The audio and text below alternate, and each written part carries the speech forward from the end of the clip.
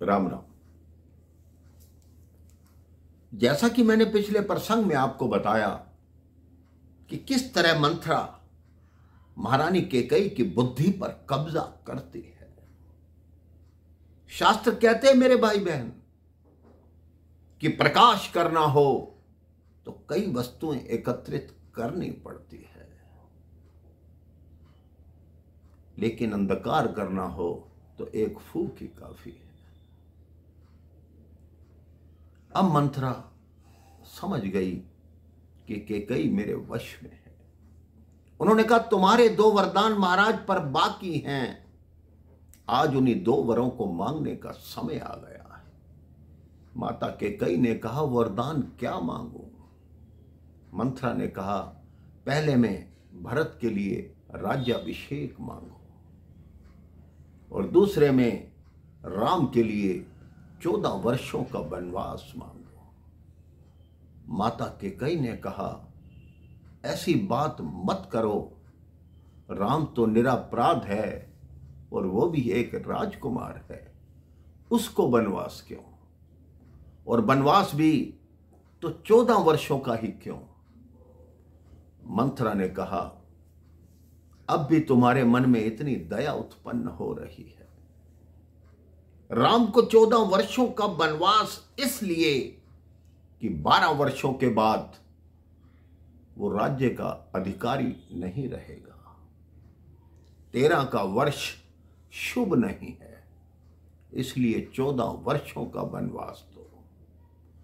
और वास्तव में जो असली बात है, जब का रब राम का विवाह हुआ था, कौशल्या ने अपने महल में 14 दिन तक उत्सव मनाए थे। उस एक एक दिन का बदला तुम एक एक वर्ष से लो।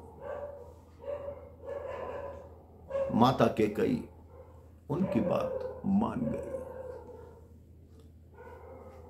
अब मंथरा ने कहा कि तुम कोप भवन में जाओ और महाराज को ऐसी छवि दिखाओ जिससे उनके होश उड़ जाएं और तुमको अपने दोनों वरदान देने को तैयार हो जाए। कहते कोप भवन बनाया ही क्यों जाता है मेरे भाई बहन?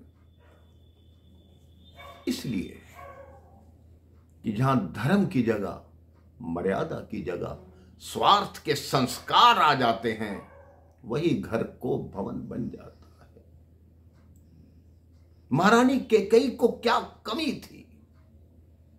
महाराज दशरथ ने वृद्धावस्था में आकर माता कैकेयी से विवाह किया था। उनके पिता ने यह वचन लिया था कि तभी अपनी पुत्री का विवाह तुमसे करूंगा कि जो इसकी संतान होगी वही राजा बनेगी। मंथरा ने यह बात कैकेयी को बार बार याद दिलाई। अब कैकेयी कोप भवन में चली गई। महाराज दशरथ आ रहे हैं और सोचते हैं कि राम के राज्य की सूचना कैकेयी को दूं।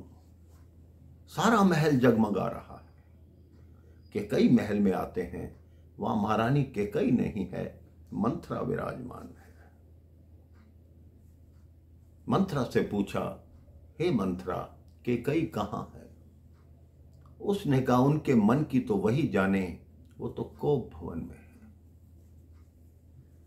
कहते जो धर्म का सबसे बड़ा राजा, चक्रवर्ती सम्राट देवराज इंद्र, जिसको आधा आसन प्रदान करता है, अपनी पत्नी के कोप भवन के नाम से ही वो थर थर कांपने लगे। सूर्य कुल का सूर्य धुंधला पड़ने लगा। इतने महान राजा इस तरह पत्नी के मोह में खो गए कि वो कांपते हुए कोप भवन की तरफ जाने लगे। जाके कैकेयी को बोला कि सारा महल जगमगा रहा है, लेकिन रानी तुम्हारा महल अंधकार में क्यों है? महारानी कैकेयी चुप रही।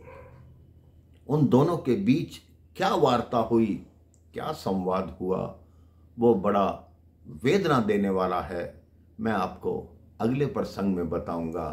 राम राम, जय श्री राम।